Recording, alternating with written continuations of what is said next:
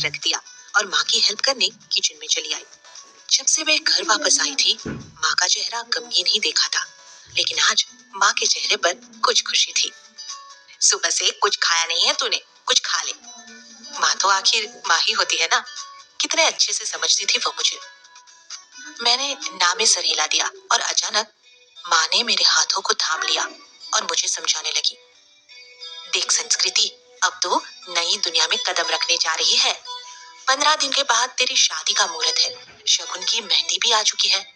कच्ची उम्र में गलतियां हो जाती है। कहाँ गलती हुई तुझसे कभी नहीं पूछूंगी मैं नहीं जानती तेरे मन में क्या था, पर जो भी है या जो भी था, एक नई जिंदगी की शुरुआत कर बेटा। मेरी आंखों में आंसू थे। मैं बस हाँ का इशारा पर ही दे पाई। माँ ने प्यार से मेरे सिर को सहला दिया। अंधेरा होने को था। कुछ ही देर में मैं अपने कमरे में थी। बिस्तर पर लेटे लेटे अलग अलग ख्याल आ रहे थे। घर का माहौल ठीक होने लगा था।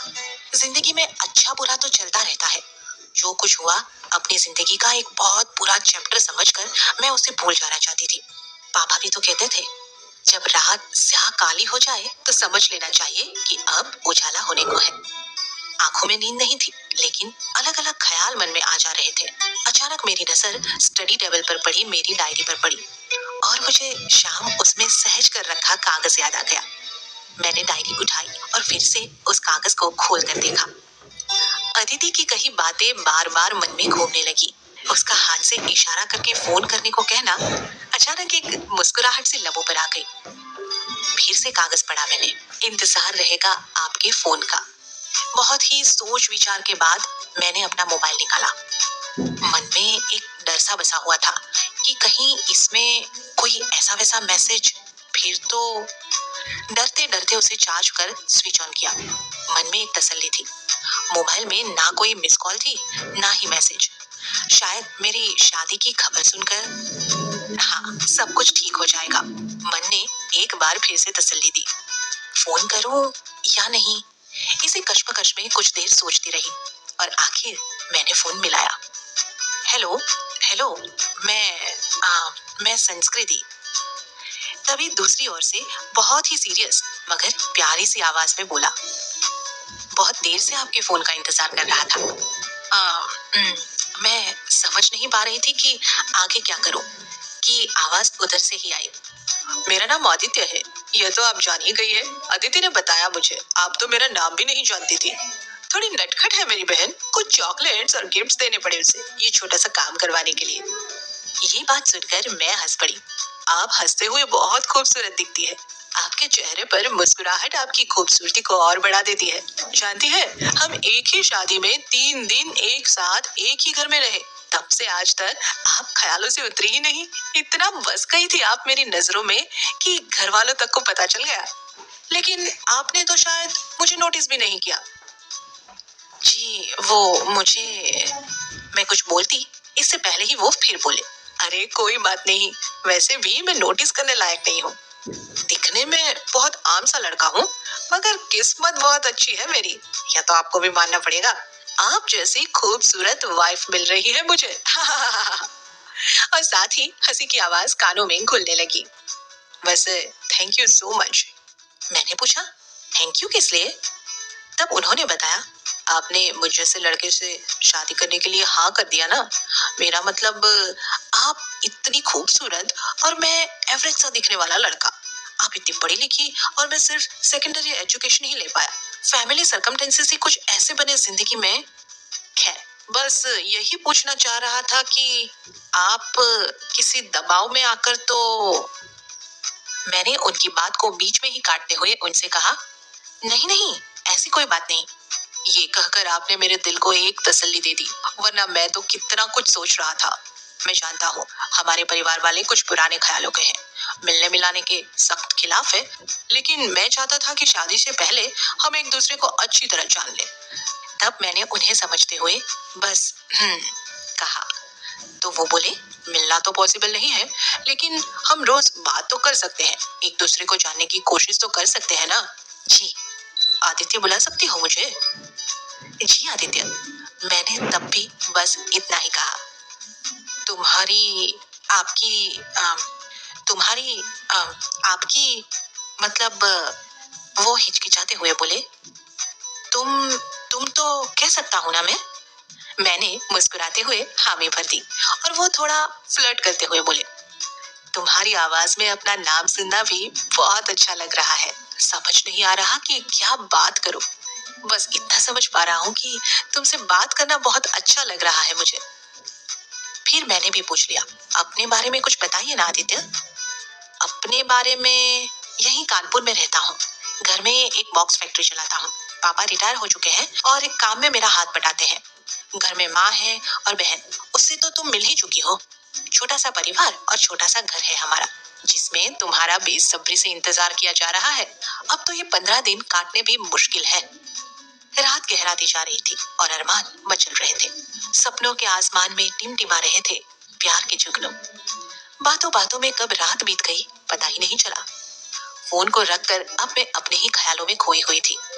खिड़की से छन कर आती रोशनी एक नए सूरज के आने का संकेत दे रही थी। ऐसा लग रहा था जैसे मेरी जिंदगी से अंधकार मिट चुका है। उठकर मैंने खिड़की खोल दी। छत पर बैठी चिड़ियों की चहचहाट भी ऐसे लग रही थी मानो वो भी प्यार का गीत सुना रही हो। अचानक नजर सामने पड़े आईने पर गई तो ये क्या, आज मैं खुद को ही देखकर शर्मा रही थी। क्या सचमुच कोई मुझसे इतना प्यार कर सकता है? मुझसे क्या बिना मुलाकात एक ही बार बात करके कोई इतना अच्छा लग सकता है? क्या मुझे भी आदित्य से प्यार हो गया था? क्या यही प्यार होता है? संस्कृति एपिसोड 10।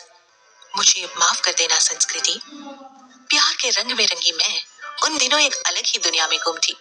रात दिन आदित्य के बारे में सोचना, बस उससे बात करने के लिए रात का इंतजार करना। इतनी खो गई थी मैं कि ये भूल ही गई थी कि मेरा एक अतीत भी है। एक हफ्ता गुजर चुका था। अब शादी में केवल 7 दिन बचे थे। माँ ने बताया आज शाम की गाड़ी से प्रज्ञा आ रही है, जमाई बाबू भी आ रहे हैं छोड़ने। कुछ अच्छा ही बना लेते हैं। मैंने तो कहा था कि शादी तक आप भी यहीं रुक जाइए, लेकिन नौकरी पेशा आदमी है ना, इतने दिनों की छुट्टी नहीं मिलती। प्रज्ञा ने मुझे कहा कि शादी से 2 दिन पहले ही आ जाएंगे। मैं चुपचाप माँ की बात सुनती रही।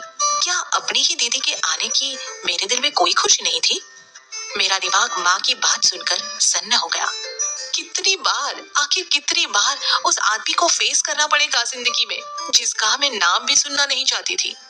माँ ने मुझे फिर से झकझोरा, क्या हुआ, कहाँ खो गई? इस पर बोतल में पानी भरते हुए माधव बोला, अरे माँ, आजकल तो आदित्य जीजू के ख्यालों में खोई रहती है संस्कृति दीदी, जो अभी तक चुपचाप किचन में कोने में खड़ा था। अच्छा, तो अब तुझे भी बात करना आ गया, कहकर मैं उसके पीछे दौड़ पड़ी और वो हंसता हुआ आगे भागा। अरे बस करो, अब बच्चे थोड़ी ना हो तुम दोनों। इधर आओ, बहुत काम पड़ा है, अभी छोड़ो ये मस्ती मजाक। माँ की डांट सुन हंसते हुए हम दोनों किचन की तरफ लौट आए। भगवान करे तुम दोनों भाई बहनों का प्यार जिंदगी भर यूं ही बना रहे, कहकर माँ फिर से अपने काम में जुट गई। शाम होने को थी। माँ बेसब्री से दीदी का इंतजार कर रही थी और मेरे दिल की धड़कन बढ़ती जा रही थी। आज पहली बार पापा नहीं, माधव स्टेशन गया था दोनों को लेने। कुछ ही देर में वो लोग घर आ गए। माँ उनकी आवभगत में लग गई और मैं अपने आप को किचन में बिजी दिखाने की कोशिश में। दुल्हन साहिबा कहाँ है, दिखाई नहीं दे रही। ये आवाज प्रज्ञा दीदी की थी। संस्कृति, अरे ओ संस्कृति, माँ ने आवाज लगाई, इधर तो आओ, क्या कर रही हो अंदर? दीदी और तुम्हारे जीजाजी तुम्हारा इंतजार कर रहे हैं, आओ मिलो। प्रज्ञा दीदी फिर से बोली, ये क्या कर रही है अंदर? माधव फिर से मजाक के लहजे में प्रज्ञा दीदी के साथ बोला, कुछ काम वाम नहीं है आजकल, सारा काम तो फोन पर चल रहा है आदित्य जीजी के साथ। अब तो चुप करता है या? बाहर आते ही मैंने उसे आंखें दिखाई। देखो देखो आ गई शेरनी, कहकर वो प्रज्ञा दीदी के पीछे हो लिया। अभी मैं आकर बैठी ही थी कि पापा कमरे से बाहर निकले। जब से घर में आई थी तब से आज पापा की शक्ल देख पाई थी मैं। कितने नाराज थे ना पापा, आज भी उन्होंने मुझसे आंख भी नहीं मिलाई। मैं उठ खड़ी हुई। पापा ने प्रज्ञा दीदी को इशारा किया और कहा, जाओ तुम दोनों बहनें बात करो, मैं जमाई बाबू के साथ बैठता हूँ। हम दोनों किचन में माँ के साथ रात के खाने की तैयारी में जुट गए, पर पापा बहुत देर तक उस आदमी के साथ बाहर बैठे रहे और फिर अपने कमरे में चले गए। हम डाइनिंग टेबल पर खाना लगा रहे थे कि मम्मी बोली, संस्कृति आज पापा की तबीयत ठीक नहीं है, उनकी थाली उनके कमरे में पहुंचा देना। मैं थाली लगाकर लड़खड़ाते हुए कदमों से पापा के कमरे में चली गई। देखा तो पापा अपनी स्टडी टेबल पर मुंह नीचे किए बैठे हुए थे। टेबल पर ही कुछ बहुत से रुपए और कागज भी पड़े थे। शायद कोई हिसाब किताब कर रहे थे। दिल तो चाह रहा था कि पहले की तरह पापा को गले लगा लूं और पूछूं क्या बात है पापा, पर हिम्मत ही नहीं हुई। बाहर आई तो सब मेरा इंतजार कर रहे थे। प्रज्ञा दीदी बोली, जल्दी आओ संस्कृति, आज सब साथ खाना खाने वाले हैं। जी। मेरे बैठते ही डाइनिंग पर साथ वाली चेयर दीदी के पति ने खींच ली। उसके बैठते ही मैं उठ खड़ी हुई और मैंने दीदी से कहा, दीदी तुम यहाँ जाओ। कोई बात नहीं संस्कृति, तुम बैठो, मैं माधव के साथ बैठ जाती हूँ। कितने भोलेपन में आराम से दीदी कह गई। खाना खाते हुए उस आदमी के हाथ नीचे से मेरे बदन को छू रहे थे और मुझे घिन आ रही थी। मैं अचानक से उठ खड़ी हुई। मुझे भूख नहीं है माँ। अरे ऐसे कैसे भूख नहीं है, चुपचाप बैठकर खाना खाओ। माँ ने एक टूक जवाब दिया। फिर दीदी ने प्यार से कहा, थोड़ा सा खा ले संस्कृति, ऐसा भी क्या कि तुझे भूख ही नहीं है। माधव फिर से बीच में बोला, बताया तो था प्रज्ञा दीदी, संस्कृति दीदी की भूख प्यास सब गुल है। लेकिन माधव से गुस्सा तो ऊपरी ही था। उसका मस्ती मजाक तो मेरी जिंदगी में खुशी के कुछ पल ले आता था। गुस्सा तो मुझे उस आदमी पर आया जब वह सबके सामने बोला, मुझे तो लगता है संस्कृति मैडम तो हमें जाकर भूल ही जाएगी। प्रज्ञा दीदी बोली, अरे ऐसे कैसे भूल जाएगी, ठीक कर रही है क्या तुम्हारी प्रज्ञा दीदी, सब कुछ ऐसे ही रहेगा जैसे है। उसने कुर्सी का रुख अब मेरी तरफ कर लिया और मैं बिना कोई जवाब दिए अपनी थाली उठाए उठ खड़ी हुई। I am done. मेरी इस बात का उस आदमी की आंखों में गुस्सा साफ साफ दिखाई दे रहा था। शायद वो बौखला गया था। उसे मुझसे ऐसे रिएक्शन की उम्मीद नहीं थी। सभी खाना खा चुके थे। प्रज्ञा दीदी माँ के साथ किचन में चली गई। मैं वहाँ पड़े बर्तन समेटने लगी। माधव प्रज्ञा दीदी का मोबाइल देखने लगा और वह आदमी हाथ धोते हुए बार बार शीशे से मुझे ही देख रहा था। मैं उसकी नजरों को महसूस कर पा रही थी। मेरे लिए एक मिनट भी अब वहाँ रुकना मुमकिन ही नहीं था। जैसे ही मैंने अंदर जाने के लिए पैर उठाए कि उसकी आवाज ने मुझे रोका। सुनो संस्कृति, टॉवेल तो देना। मैं तो उसकी बात को इग्नोर करके चले जाना चाहती थी, तभी माधव बोल पड़ा, संस्कृति दीदी, जीजू आपको बोल रहे हैं कि टॉवेल देना जीजू को। मैं टॉवेल हाथ में उठाए उसकी ओर बढ़ गई। टॉवेल का एक छोर मेरे हाथ में था और दूसरे से वह अपने हाथ पोंछने लगा। वो धीरे से अपनी गंदी आवाज में शुरू हो गया, शादी के नाम पर बहुत उड़ रही हो, मैं चाहूँ ना तो तुम्हारे पर अभी काट सकता हूँ, रुक जाएगी यह शादी वादी और तुम खुद मना करोगी। लेकिन चलो बख्शा तुम्हें, पर याद रखना शादी होने के बाद भी सब कुछ वैसे ही चलेगा जैसे मैं चाहूंगा, समझी। यही सोच रही हो ना कि कितना गिरा हुआ और धोखेबाज हूँ मैं। एक बेगैरत हंसी उसके मुंह पर आ गई। मेरे घूरने पर वो मुझसे बोला, तुम भी धोखेबाज हो, तुम भी तो धोखा दे रही हो किसी भोले भाले इंसान को। दिल बहुत डरा हुआ था। रात बहुत सोच विचार में कटी। उस रात आदित्य से भी कोई बात नहीं की। सारी रात आत्ममंथन करती रही। क्या सचमुच मैं धोखा ही तो दे रही हूँ आदित्य को। मैंने सोच लिया था कि मैं आदित्य से बात करूंगी। अगले दिन सुबह वो घिनौना इंसान घर से जा चुका था। घर और मन में एक गजब की शांति थी। मौका मिलते ही मैंने आदित्य को फोन लगाया।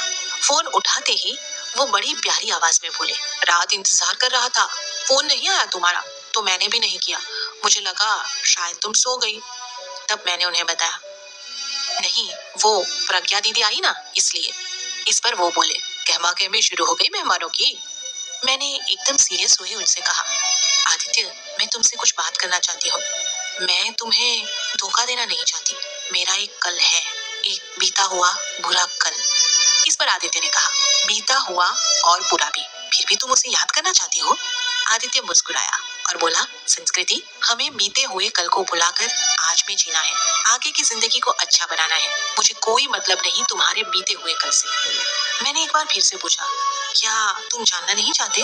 बिल्कुल नहीं, और उसने साफ मना कर दिया। मैं बहुत हैरान थी। तो क्या मेरा मतलब तुम मुझसे अभी भी प्यार। आदित्य ने बड़े प्यार से मुझसे कहा, मैं तुमसे प्यार करता हूँ और करता रहूंगा। दिल का बोझ हल्का हो चुका था। आंखों के अश्क गालों पर लुढ़क रहे थे। क्या हुआ संस्कृति। 2 मिनट तक मेरे लबों से कोई आवाज नहीं निकली। तुम ठीक हो। अब आदित्य की आवाज थोड़ी सीरियस थी। उसे मेरी चिंता हो रही थी।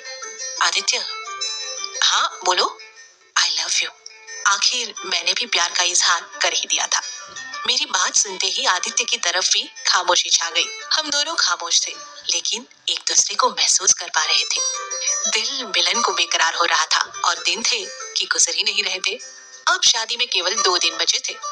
आज मुझे सगुन की मेहंदी लगाई जानी थी। सबसे पहले मेहंदी से आदित्य का नाम मेरी हथेली पर लिखा गया और फिर हाथ और पाँव में मेहंदी लगा दी गई। दुल्हन वाली वो फीलिंग अपने आप में